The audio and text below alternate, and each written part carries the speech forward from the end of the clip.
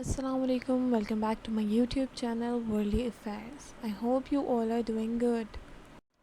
अच्छा जी, तो आज की हमारी क्लास है सोलर एक्लिप्स के बारे में। आई एम श्योर बहुत से लोग इसके बारे में बहुत क्यूरियस होते हैं कि सोलर एक्लिप्स क्या होता है, ये कैसे अकर करता है, इसकी वजूहात क्या है और इसकी टाइप्स वगैरह क्या हैं। तो लेट्स सी, आज हम इसको डिटेल से पढ़ेंगे। सोलर एक्लिप्स क्या होता है, ये कब होता है।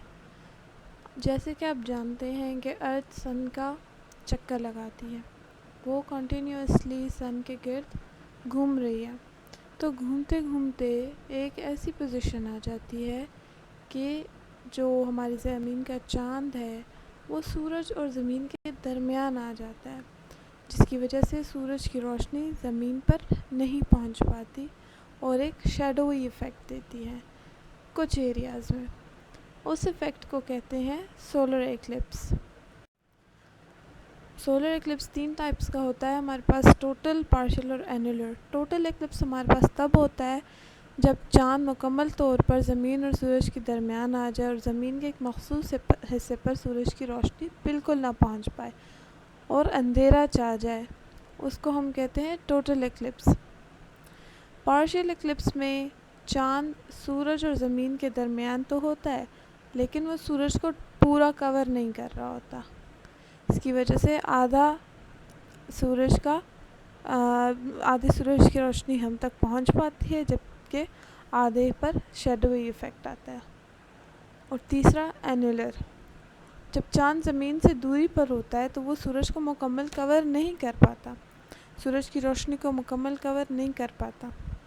इस सूरत में वो सूरज के दरमियान में हिस्सा शो करता है वहाँ पर, और साइड्स पर एक रिंग बन जाता है, इसको हम कहते हैं annular. You can also see the images attached. Solar eclipse होने की वजूहात क्या हैं, जैसे कि मैं आपको पहले ही बता चुकी हूँ। इसकी वजह ये है कि ज़मीन सूरज के गिर्द कॉन्टीन्यूसली चक्कर काट रही है, तो जब एक ऐसी पोजीशन आ जाती है कि चाँद ज़मीन और सूरज के दरमियान में आ जाता है और उसकी रोशनी को रोक लेता है, ज़मीन पर नहीं पहुंचने देता, तो उस सूरत में होता है सोलर एक्लिप्स। अब चाँद सूरज से 400 गुना ज़्यादा छोटा है और सूरज 400 गुना बड़ा है, लेकिन इसके साथ साथ वो 400 गुना दूर भी है। सूरज हमारे चाँद से 400 गुना दूर है, तो अब एक चीज़ करीब है और एक दूर है, इस वजह से इनके साइज़ेस ज़मीन से देखने पर एक जैसे नज़र आते हैं। हमें ज़मीन से देखने पर सूरज बड़ा और चाँद छोटा नज़र नहीं आता, बल्कि दोनों एक ही साइज़ के नज़र आते हैं, जिसकी वजह से वो उसकी रोशनी को रोक लेता है।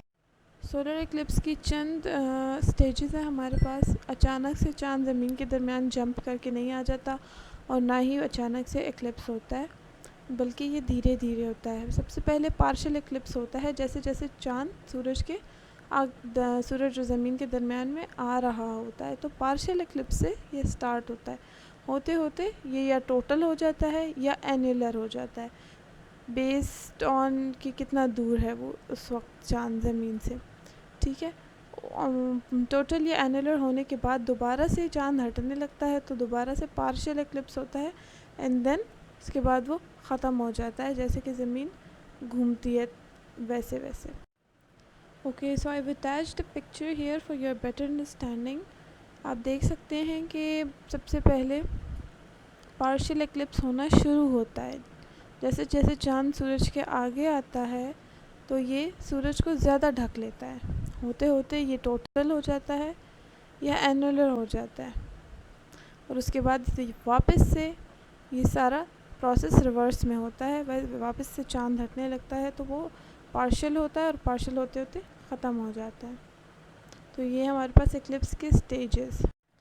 अच्छा, इम्पॉर्टेंट नोट ये है यहाँ पर कि सूरज को ग्रहण को या सोलर एक्लिप्स को कोई नेकेड आई से ऑब्ज़र्व नहीं कर सकता, क्योंकि ये हमारी आंखों के लिए बहुत हार्मफुल होता है। बजाय इसके हम लूनर एक्लिप्स को ऑब्ज़र्व कर सकते हैं नेकेड आई से, लेकिन सोलर एक्लिप्स को नहीं करते। हम आम रूटीन में सूरज को भी नहीं देख सकते, क्योंकि वो बहुत ज़्यादा ब्राइट होता है, तो एक्लिप्स में तो बिल्कुल नहीं देख पाएंगे। इसको देखने के लिए क्या तो एक्लिप्स क्लासेस बने हुए हैं उसकी वजह से हम देख सकते हैं, या सोलर फिल्टर्स बने होते हैं, या टेलीस्कोप वगैरह की मदद से हम देख सकते हैं।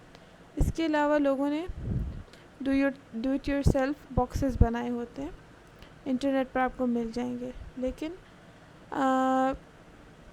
प्रिकॉशंस लेने बहुत ज़्यादा ज़रूरी हैं। सोलर इक्लिप्स एक नेचुरल और फैसिनेटिंग फिनोमेना है नेचर का, जो विद टाइम होता रहता है, क्योंकि ज़मीन सूरज के गिर्द कॉन्टीन्यूसली घूमती रहती है। अब जब सोलर इक्लिप्स होता है तो सूरज का कोरोना स्टडी करने में साइंटिस्ट को बहुत आसानी होती है, क्योंकि वो विजिबल हो जाता है।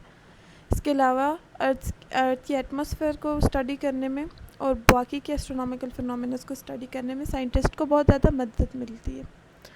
और इसके अलावा अगर कोई इक्लिप्स को ऑब्ज़र्व करना चाहता है तो first of all safety is of utmost important, and then उसको ईयरली सोलर इक्लिप्सेस का डाटा अपने पास रखना चाहिए, ताकि वो अपने आप को पहले से इन्फॉर्म रखना चाहिए ताकि वो उनको ऑब्ज़र्व कर सकें।